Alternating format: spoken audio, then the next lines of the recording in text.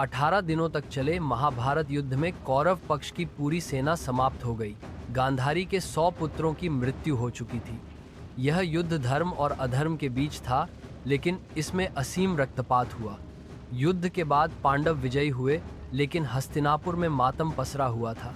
महाभारत युद्ध के अंत में जब कौरवों की हार हुई और उनके सभी पुत्र मारे गए, तब धृतराष्ट्र और गांधारी अत्यंत दुखी और क्रोधित हो उठे।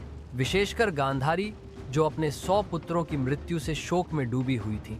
गांधारी, जो जन्म से नहीं बल्कि पति के प्रति समर्पण के कारण आंखों पर पट्टी बांधकर जीवन बिताती रहीं, अब पुत्र शोक में डूबी हुई थी।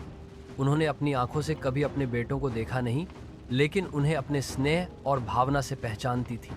युद्ध के बाद जब श्री कृष्ण पांडवों के साथ शांति स्थापित करने हस्तिनापुर पहुंचे, तब गांधारी ने उनसे मिलने से पहले 17 दिन तक उपवास किया।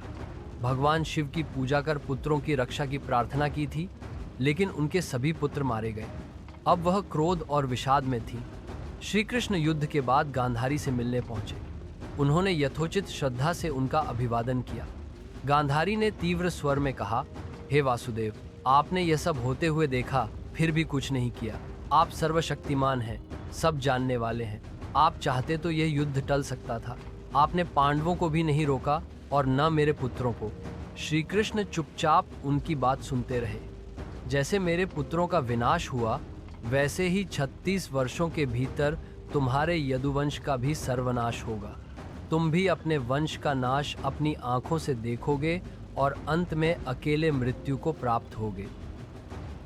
श्री कृष्ण ने गांधारी के वचनों को अत्यंत धैर्यपूर्वक और विनम्रता से स्वीकार किया। उन्होंने कहा, माताश्री, आपने जो कहा है वह सत्य होगा। यदुवंशियों का विनाश अब अटल है। यह सब समय और कर्म की लीला है। 36 वर्षों बाद गांधारी का श्राप सच साबित हुआ। यह घटना मौसाला पर्व, महाभारत का एक उपपर्व में वर्णित है। श्री कृष्ण जानते थे कि यदुवंश में अहंकार और पतन की शुरुआत हो चुकी है। यदुवंश श्री कृष्ण का कुल था, जिसमें बलराम, प्रद्युम्न, अनिरुद्ध, सांब, उद्धव आदि प्रमुख योद्धा और वीर थे।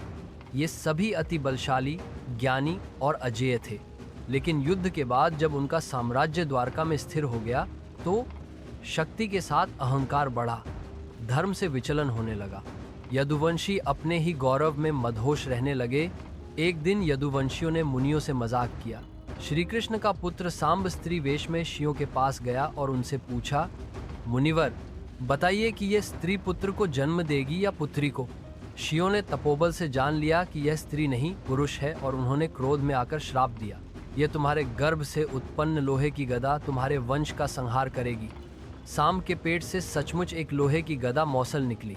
श्री कृष्ण ने उसे चूर्ण करवाकर समुद्र में फिंकवा दिया, लेकिन वह गदा समुद्र की रेत से वापस उग आई घास जैसी लोहे की छड़ें बनकर। यदुवंशी पुरुष प्रभास तीर्थ में एक साथ एक उत्सव मनाने गए। वहां मदिरा पी गई और अहंकार में डूबे हुए वीर आपस में ही विवाद करने लगे। एक ने दूसरे की पुरानी बात छेड़ी, दूसरे ने अपमान कर दिया और फिर लड़ाई शुरू हो गई और उन्होंने पास की भूमि में उगी लोहे की घास मौसल को हथियार बना लिया। आपस में ही सबने एक दूसरे को मार डाला। बलराम के पुत्र, कृष्ण के पुत्र और अन्य वीर सभी की मृत्यु हो गई। बलराम ने सब देखकर समुद्र के किनारे ध्यान लगाया और उनके शरीर से शेषनाग बाहर आया और समुद्र में समा गया। जिसने धर्म की स्थापना की, जिसके नाम से अधर्म कांप उठता था, जिसके वंशज अजेय थे, अपराजेय थे और अमर माने जाते थे, एक दिन वही वंश अपने ही हथियारों से नष्ट हो गया। जब पूरा यदुवंश नष्ट हो गया, तब श्री कृष्ण अपने भाई बलराम के साथ जंगल चले गए। बलराम ने ध्यानस्थ होकर अपने शरीर को त्याग दिया। श्री कृष्ण भी एक पेड़ के नीचे ध्यान में लीन हो गए थे। तभी एक बहेलिया जरा ने उन्हें हिरण समझकर उनके पैरों में तीर मार दिया। तीर श्री कृष्ण के पद्म चिन्हों वाले पैर पर लगा। बहेलिया घबरा गया, लेकिन श्री कृष्ण ने मुस्कुराते हुए उसे मुक्ति का वरदान दिया। यहीं श्री कृष्ण ने अपने शरीर का त्याग किया और अपने सांसारिक अवतार का अंत कर दिया। श्री कृष्ण के जाने के बाद समुद्र ने द्वारका नगरी को अपने गर्भ में समा लिया। श्री कृष्ण ने जंगल जाने से पहले उद्धव को भागवत धर्म और ज्ञान का उपदेश देकर बद्रिकाश्रम भेज दिया था। इस कथा का भावार्थ यह दिखाता है कि ईश्वर भी अपने कर्मों के नियम से ऊपर नहीं होते। श्री कृष्ण ने धर्म की स्थापना के लिए अवतार लिया, लेकिन समय आने पर अपने अवतार का समापन भी उसी धर्म के अनुसार किया।